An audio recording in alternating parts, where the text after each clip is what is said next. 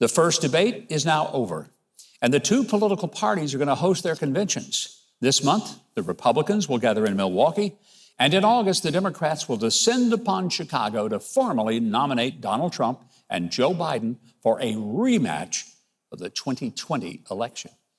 But this year, we won't be dealing with a heavy-handed government telling us to wear masks, stay away from people, and mail in our ballots, because it would just be too dangerous to actually show up at the polling places. Now, we now know that there was as much misinformation about the origins and dangers of COVID as there was truth. And there were a lot of outright lies that were told to us. As we learned it, it wasn't so much to control a disease, but to control we the people. Joe Biden barely popped his head out of his basement in 2020. He couldn't draw a crowd of more than a handful of cars in a parking lot. But we're supposed to believe that he got 16 million more votes than Barack Obama ever did, arguably, who was a genuinely popular Democrat president. I don't know if you know this or not, but Donald Trump actually received more votes in 2020 than anyone ever running for president in American history. But somehow Joe Biden got 8 million more votes than Trump and narrowly won key swing states. As you may remember, Trump led in most of those states at midnight, but by 4 a.m., there was an avalanche of wee hour votes that put Biden ahead. And God forbid if you even question whether there were any irregularities, because you would be labeled an election denier. Hey, I don't know of anyone who denied there was an election, but many people did question the validity of some of the votes, some that were mailed in after the deadline, some that were cast by dead people, and then some that were mailed in without any way of knowing whether they were legitimate. Never mind that after Trump won the 2016 election, Hillary Clinton said that he had cheated and he was an illegitimate president, which was, by the way, a sentiment echoed by Nancy Pelosi, Chuck Schumer, Adam Schiff, and most of Hollywood. Now, I'm convinced that more is at stake with this election than ever before. I mean, I really believe that. We now have the clear contrast between Bidenomics and MAGAnomics. And you can determine if your paycheck spread further under Donald Trump or Joe Biden. Under which president you could better afford bacon, butter, bread, and bologna? Or which president's administration made it easier or harder to put gas in your car or to heat and cool your home? And whether you could afford a home at all, since the interest rates doubled under Bidenomics. And was our world safer under Donald Trump or Joe Biden? Under whom did Russia invade Ukraine or Hamas slaughter Jews in Israel?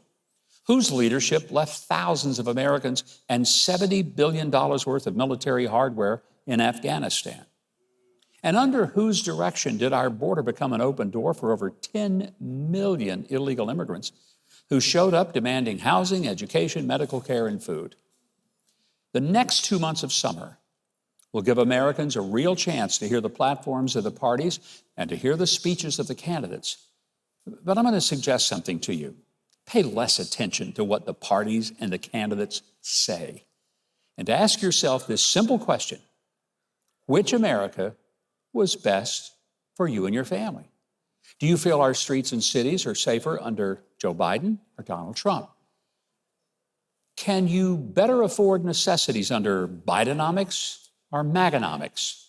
Do you trust the government to be fair and just with everyone? Or do you fear that those in power will use the powerful levers of government machinery to crush their political opponents in courtrooms rather than in the court of public opinion and legitimate votes by qualified citizen voters?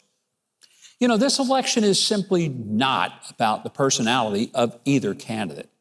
You can argue that both of them are old white guys, and they got plenty of critics, and they deserve some, if not all, of the criticism they get. But you're going to be casting a ballot for the leader whose policies you're going to have to live under for 4 years.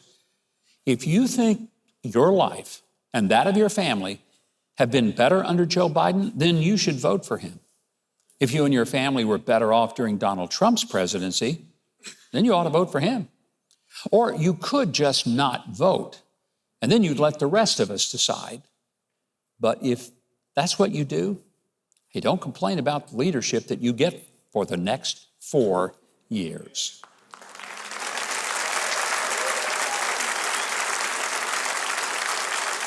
Well, we've got a great show lined up for you, and Keith Bilbrey is right here to tell you all about it. Keith, take it away. Coming up next, Stanley Ridgley sheds light into some of the terrifying left-wing brainwashing in our universities today.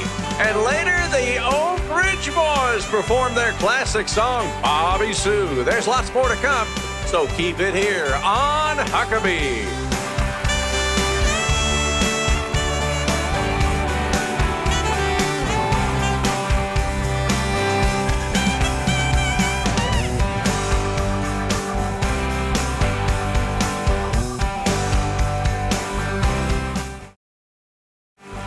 Go to MikeHuckabee.com and sign up for his free newsletter and follow @GovMikeHuckabee on X.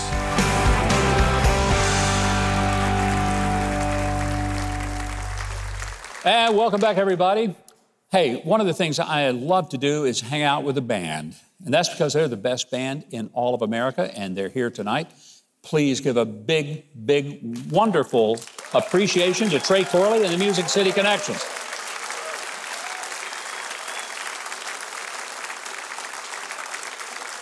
Well, my first guest tonight is the professor of management at Drexel University. His new book is called Brutal Minds. It offers a frightening look at how many of our universities have been hijacked and they've become left-wing brainwashing and indoctrination centers. Here's my conversation with Dr. Stanley K. Ridgley. Dr. Ridgley, it's an honor to have you here. You have taken on one of the sacred cows of America today, the world of higher education and academia, and you've done it from the very halls of higher education. Within the belly of the beast, as we like to say. You've been in higher education a long time, but you have discovered some things that you write about in the book, Brutal Minds, that are pretty shocking, especially to those of us who don't live in that environment all the time. Yes, I found them shocking. I wasn't going to write this book to begin with, but my research led me down that path. And I was shocked to find out how pervasive this notion of brainwashing or thought reform or thought rectification was, and how much it had infested our institutions of higher learning. Now, we think of brainwashing and we think that somebody is sitting us down in a dark room and they're yelling at us in sleep deprivation. That's not how this is happening.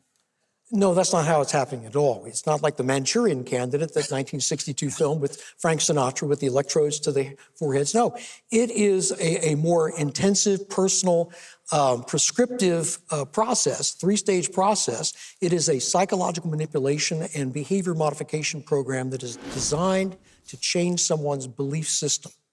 And the targets, in this case, on the college campuses, are our college students. So has this been going on for a while, or is this something that just started happening in the last 2 or 3 years? Well, this is a frustration that I've had.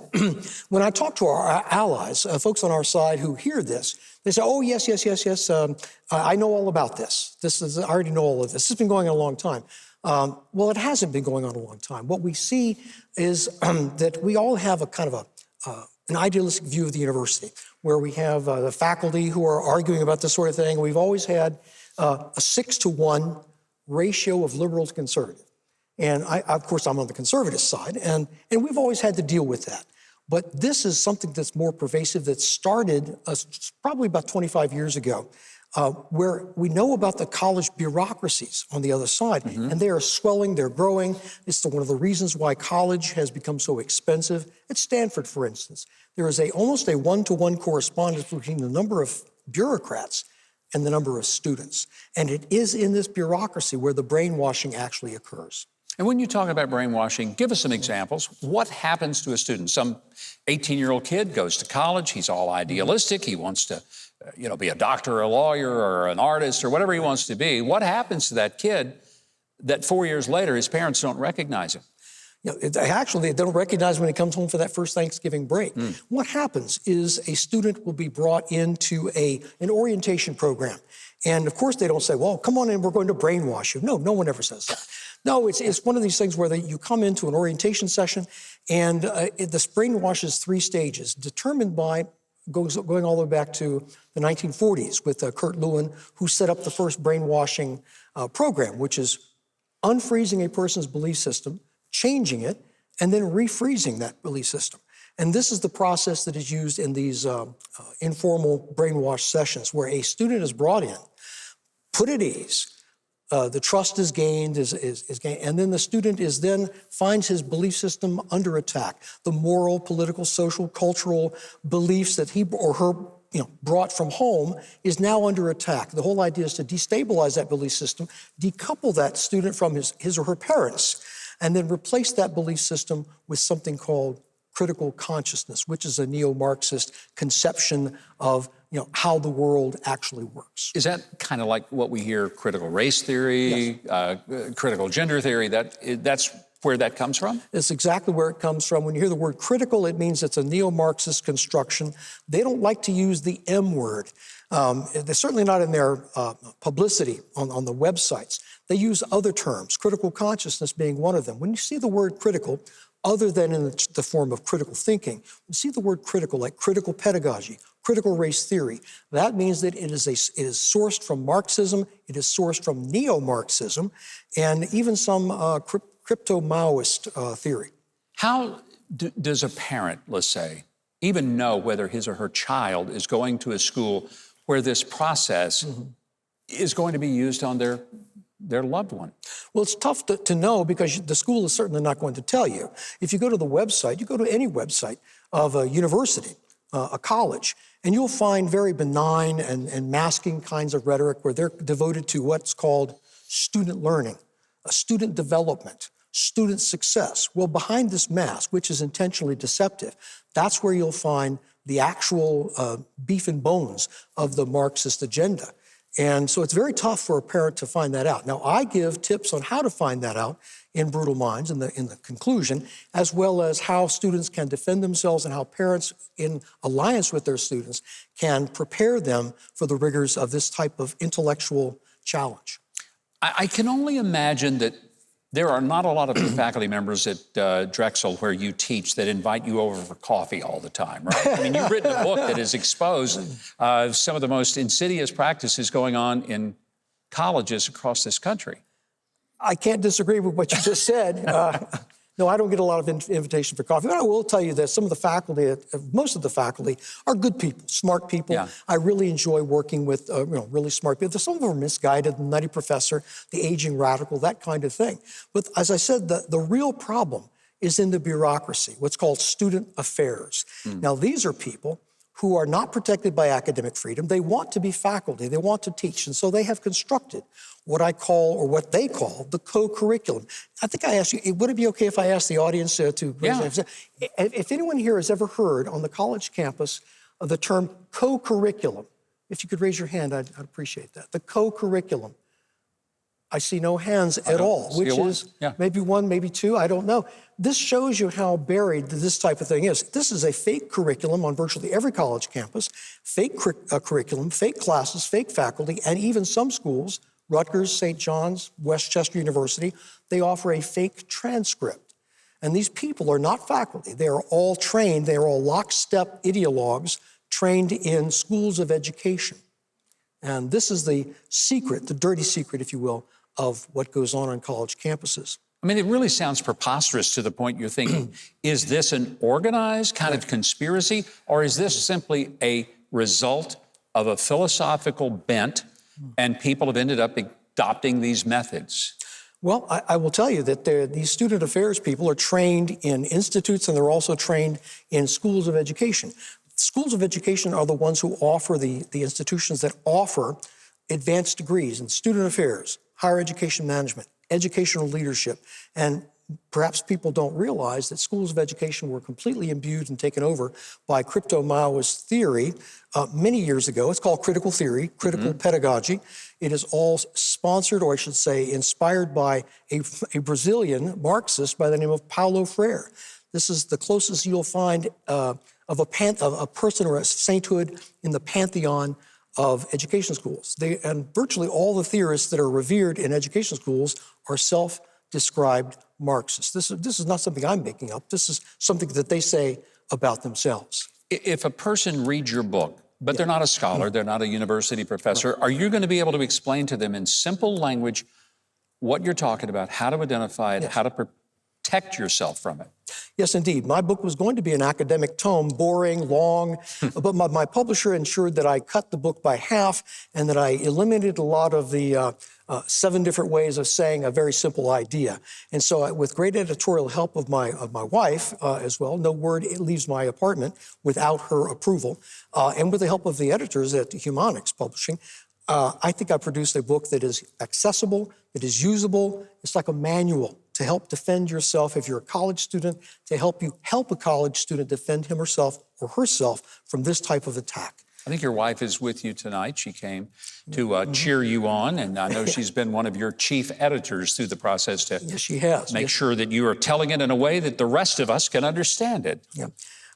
She has done a great job. She was a former NFL cheerleader, and she's also the vice chairman of the Philadelphia chapter of Moms for Liberty, which is a great educational organization. If I could share something with you right now, the one secret, the one factor, the one element that these brainwashers, thought reformers on the college campus absolutely must get right for their brainwash to work, they want to solicit the trust of students. And they do this initially, and they do this in their first segment of their 3-stage brainwash. If you do not trust these people, and there's good reason not to, if you distrust them, if you maintain your suspicion and your skepticism, you will find that what they have to say is really absurd in a lot of ways. But I will share with you this, Governor. If you want to run a brainwash session, I've got some books here that they actually use. These are brainwash manuals that I've reviewed. Teaching for Diversity and Social Justice. This teaches you how to deliver a brainwash session. If you were to go to page 71 to 92, it would tell you how to conduct your own brainwash. Here's another brainwash manual called Designing Transformative Multicultural Initiatives by Sherry K. Watt at the University of Iowa. And finally, another one called Promoting Diversity and Social Justice, Educating People from Privileged Groups. These books tell you how to conduct your own brainwash in the manner that I have described. I hope people will get the book, Brutal Minds, The Dark World of Left-Wing Brainwashing in Our Universities. It's really happening. And, Dr. Ridgley has done a brilliant job of helping us to understand not only what is happening, but what to do about it, how to deal with it from the standpoint if you're a parent or if you are a college student or you're about to be a college student. And if you go to Huckabee.tv, we will link you to get a copy of the book, Brutal Minds, as well as keeping up with the things that Dr. Ridgley is studying and illuminating us about. Now, one thing that hasn't happened, nobody has washed Keith's brain. It's all intact. He may be the only person who can help us know what's coming up next, and he's going to do that right now. Well, stay with us after the break. Chef Andre Rush has a delicious apple pie recipe to share. You've got to see this.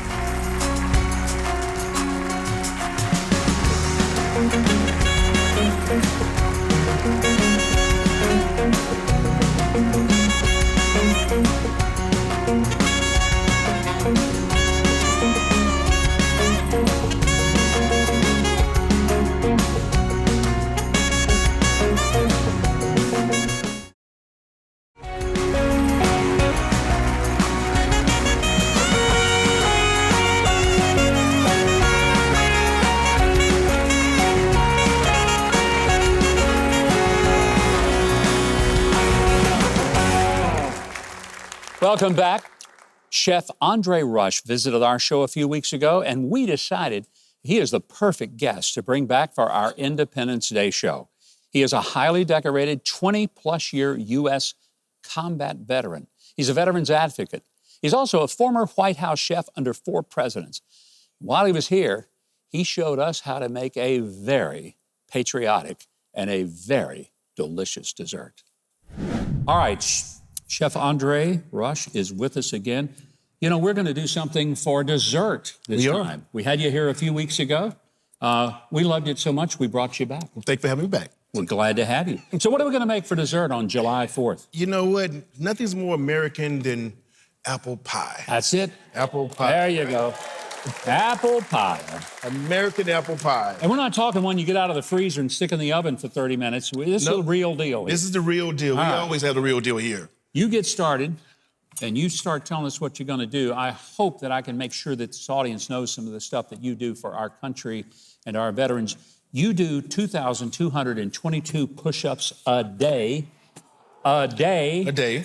But there's a reason that number. Tell us what it is. The reason why is 22, the number 22 vets unfortunately commit suicide a day. But I cover that out not only for the vets, but also for their spouses, for the kids. And I do it diligently all the time, and I'm privileged to be here to support so many with that.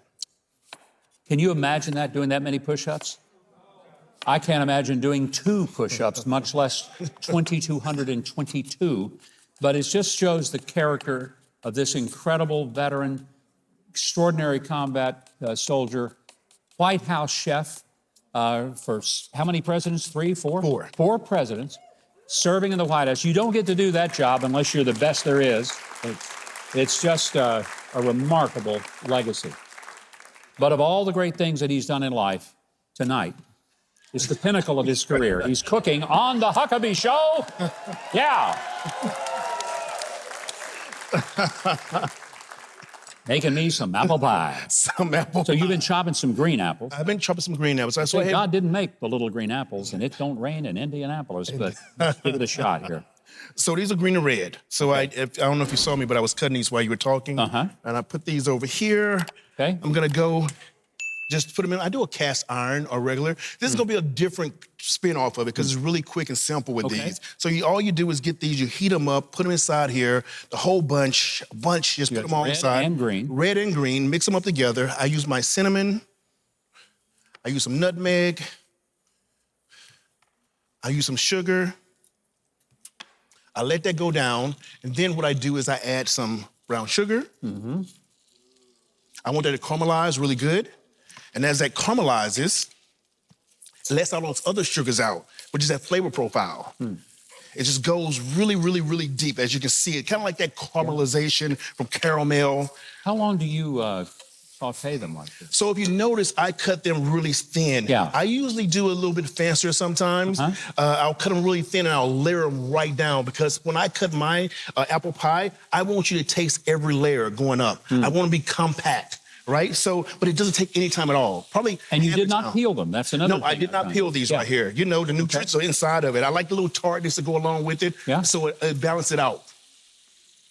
Once you do this, you get it inside, put everything in. Pretty high heat, too, isn't it? It's high heat. It's high heat. It's quick and fast. Then you put some flour mixture inside of it. We're just going to make up your roux. And once you get all that, you'll turn it off, basically. It's done. Done deal. Now the hard part is I usually make my crust from scratch. There's no other way to make it, but we do have stores. So this one is right from the store. We get this inside, and I kind of play around a little bit more myself with it, roll it out, and I'll put my recipe up for my pie crust, which is absolutely amazing. All right, and if you do that, you put a little in your pan, a little flour. Got to flour that surface always to keep it from sticking. You have to do the flour. Absolutely. Exactly. And then what you're going to do is you're going to dump everything right inside here. Just like that. I think I could eat it just like that. It'd be okay. Right? And then when you do that, like I said, it's nice and full. You'll cover it right back up. You put your little slits in or whatever you want to do to kind of make it fancy and whatnot. Put it in the oven for about 350, 375. Let it go a little bit. I do a little bit of butter, sugar on top of it for it. Like it comes out really nice. Or I make a crumble, which you have right here with this one, which I'm going to show you for this. Crumble. How'd you make those? Same way. Same way. Oh, ice cream. Ice cream. Oh, yeah. Nice big scoop of ice cream. Spoon over there. Of course, a spoon right here. And there you have it. We got to try this out, right? Man, you speak all over the country. I do. People use you to come and speak and talk about veterans and talk about motivation and so many things. But your heart is still with people in uniform, isn't it? Of course. I was, people don't know, I was in 9/11 when the plane hit in the Pentagon. So I got blown up. I was in the radius. And I think that was kind of like the pinnacle of me starting to do my advocacy, like an extreme part of it. While in the military, then after service, I got unleashed and I could just go and do what I want to do, how I want to do it. And that's why I'm so proud to serve this country, the men and women, the children. And so it's just been humbling. As a kid growing up in Columbia, Mississippi, did you ever envision that you would cook for 4 U.S. presidents at the White House and be on this show? I mean, the two greatest things in the world. It's true. I would never envision me being here.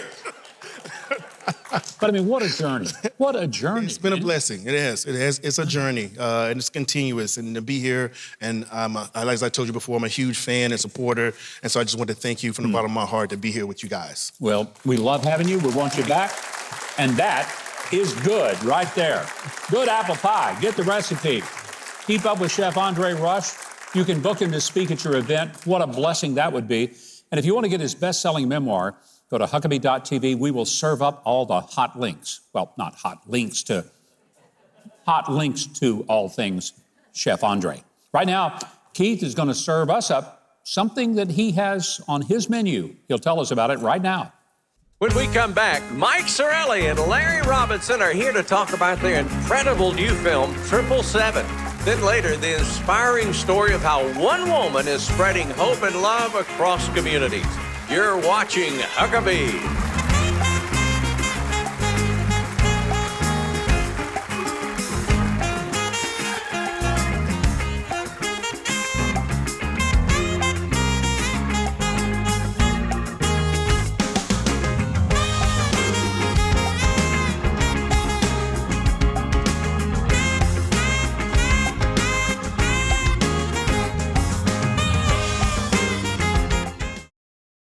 Whether right here at home or across the sea, Samaritan's Purse continues to be a light to the hurt and to the needy in the name of Jesus. God bless the volunteers at Samaritan's Purse who are giving their time and resources every day for this great work.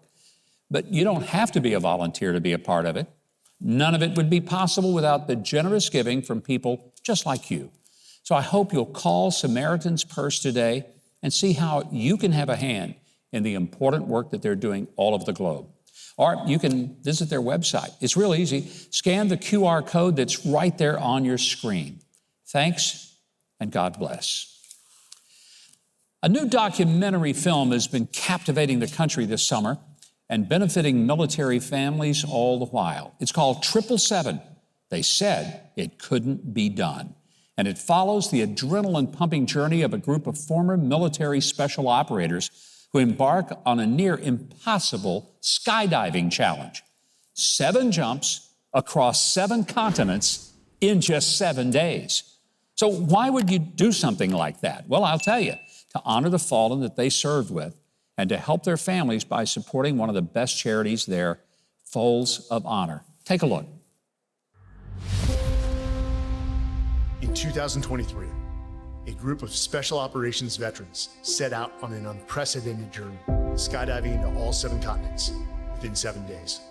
We are blessed that we knew warriors that lived life to the fullest, and even more so, were prepared to give their lives and stood for something. Constantly remember that the people that we were jumping for gave up their today and every one of their tomorrows so we could be out here doing stuff like this.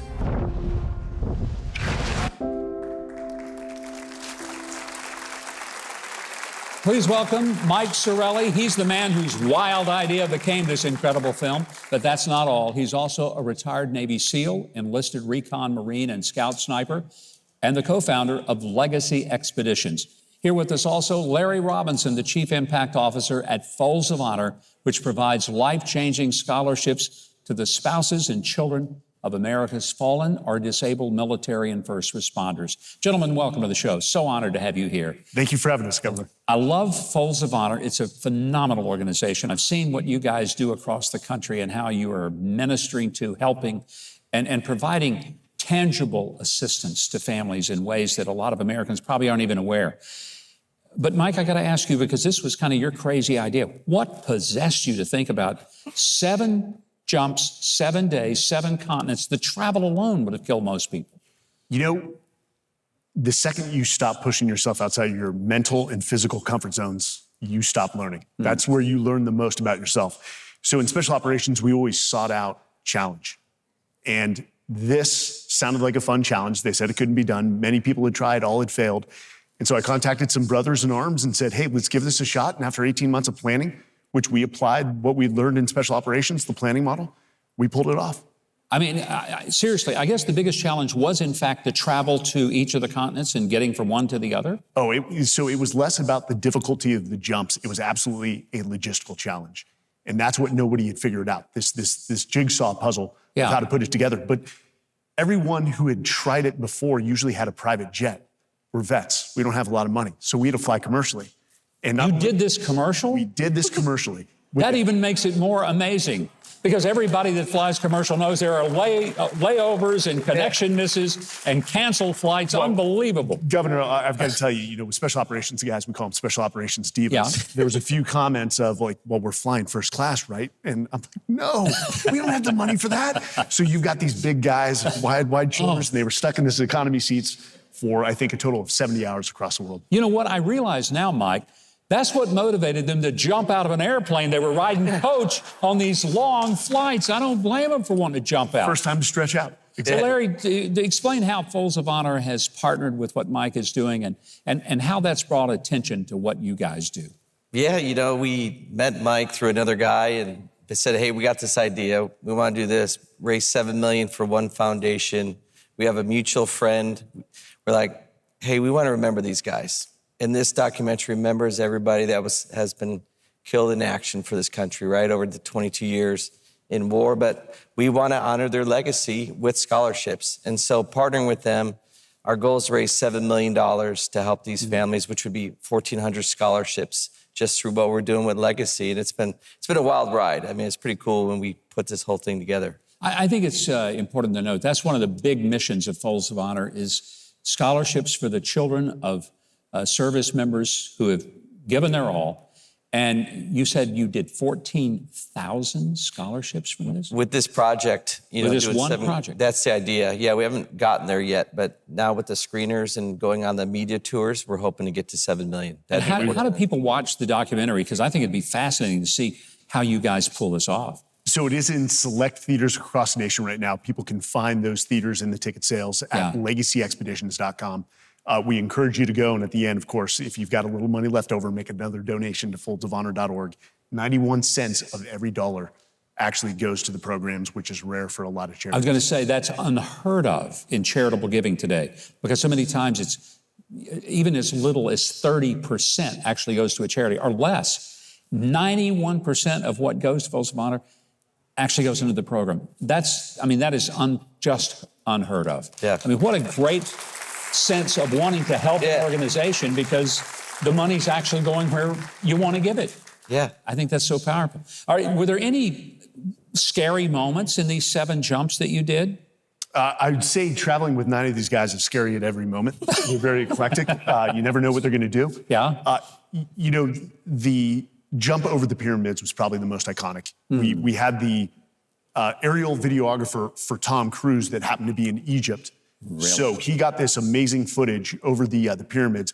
But Mike, I got to tell you, and this is a testament to the special operators I know, who again, which America gets wrong, and Hollywood gets wrong. These men are kind, they're respectful, they're empathetic, they're professional, they're good human beings, and they had to do a dirty job.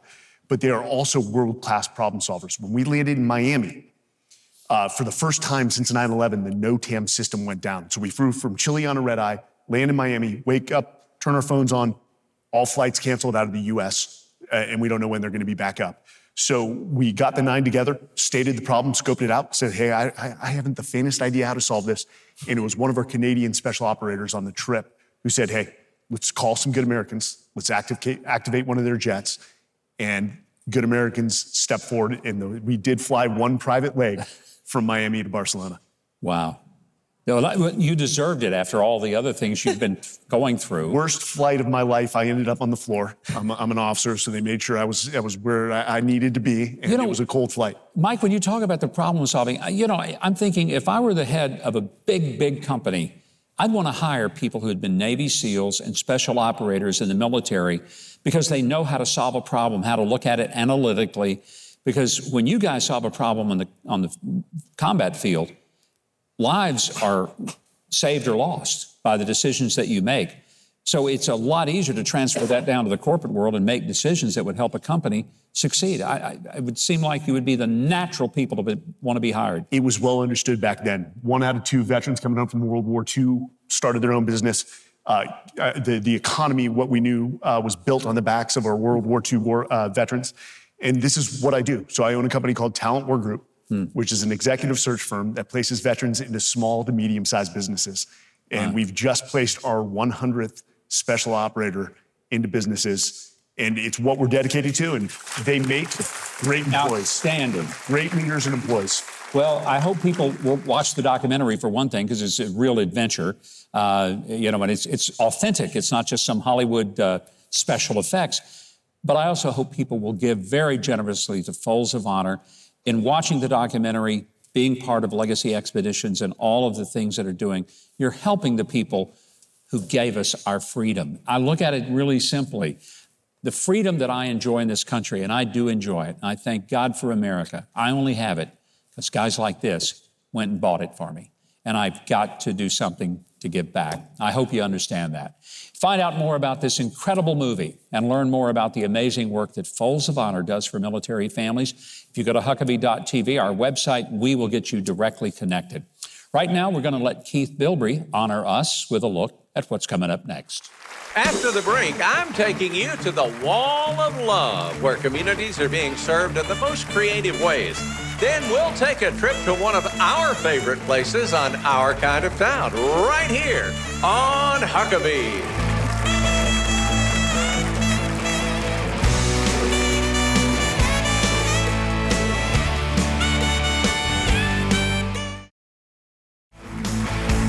Go to Huckabee.tv and get your very own made in the USA Huckabee mugs, t-shirts, and more.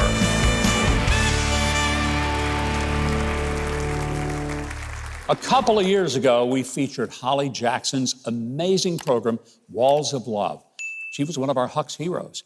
I ended our chat by saying if she ever brought that project to Nashville, we would love to come by for an update. So when she called and said she was coming to town, Keith Bilbrey headed out to get a first-hand look at the Walls of Love. We are in downtown Nashville looking at a brand new project here that we're all so excited about. Holly Jackson is here. Holly is the director and the founder of Walls of Love. Yes. Now, Holly, give me a little background here. How did this all start? So I am a domestic violence and a sexual assault survivor, and I was homeless because I left the abusive situation that I was in when I was 7 months pregnant with my oldest daughter. Over the years, I've kind of done a lot of volunteering to kind of give back to people that were really good to me during the time that I had all of this stuff going on. And in 2018, we decided to do a labor of love, one of these, what is now known as Walls of Love, and it went viral. So we've been doing this now for a little over 5 years. November will be our 6-year anniversary. And in almost 6 years, we are counting today in Tennessee, 31 states out of 50. We've done almost 3,300 Walls of Love. We've helped over 1 million people. No big, huge corporate sponsors, just amazing people like yourselves who love what we do and help us by doing this across the U.S. And I might mention you're a Huck's hero. I remember when you were on the show. I was a Huck's hero a couple years ago, very honored for that. And Huck told me if I ever came to Nashville that you guys would come check on me, so here we are. And you're putting up a wall in Nashville. Absolutely, downtown Nashville, we are here for you. I tell you, just in talking to you today, this is the first time we've officially met and talked. You were on the show one time, but I can tell your heart is just so into this, and what a lesson to be learned from you. You know, I feel that if there's anything, you know, you have to give people hope, especially in what we have going on today. Suicide rates are crazy, and you know, one of the biggest demographics of people that are homeless are veterans, people who have literally signed a blank check to take care of not only our country, but to take care of us. And it's very sad, that they have to go through this. So we try to let people know that there are people that care. There's people behind you today that are helping with the wall. One of my best friends from childhood is here, and she travels with me. And we want people to know that there are genuinely people that care. There's a lot of things that go on. There's a lot of things that we can't control, but what you can control is your behavior to other people and how you treat them. That's an amazing ministry. It really is. Now, what about when people want to get something from the wall? How does that work? So our platform here is, we believe that if you say you need it, you need it. A lot of times people will ask us, well, how do you know it's going to the right person? Or how do you know that it's a great thing that's going on? And we tell them that we don't judge people. That is one thing we do not do. So when people see things, they're welcome to come and get them. What are the main things you're looking for? I know toiletries, that sort of thing. What else? We've kind of evolved over the years. When we first started, we did hygiene products. We do school supplies for back to school for the kids. Last year, we donated with a partnership over $40,000 worth of school supplies, over 3,000 backpacks, and it was just so well received. Well, the Huckabee audience got together and decided that they wanted to contribute to the cause. So we have 3 bags there, and put those on the wall.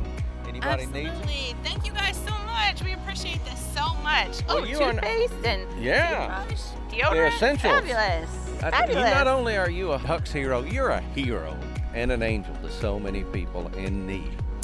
Well, thank you very much. And we really appreciate you guys coming down here to support us and our mission, and definitely love the city of Nashville. May God bless Holly Jackson and the wonderful work that she is doing. Well, it's that time of year again when our patriotic pride comes to the forefront and we celebrate our nation's birthday. Keith has just found the perfect town that's all about the American spirit. Keith, where are we going to be headed to this time? We're heading to New England for one of the most patriotic towns in America. Welcome to Bristol, Rhode Island, where history, patriotism, and family fun come together in perfect harmony. This vibrant town is where every moment is a celebration of the American spirit.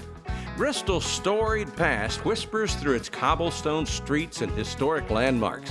From the elegant gardens and halls of Blythewold Mansion to the maritime wonders of the Herreshoff Marine Museum and its historic sailing yachts, every step is a journey through time.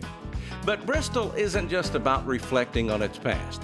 It's a place for making cherished memories with loved ones. Spend a day at Colt State Park, known as the gem of the state park system. You'll be immersed in lush landscapes and breathtaking views of Narragansett Bay, providing the perfect backdrop for family adventures filled with laughter and joy.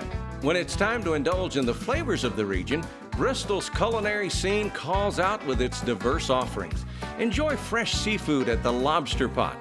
Savor authentic Italian fare at Roberta's. Try a delicious Portuguese dish at the Casual Inn, or step into Riccati's for one of their famous sandwiches.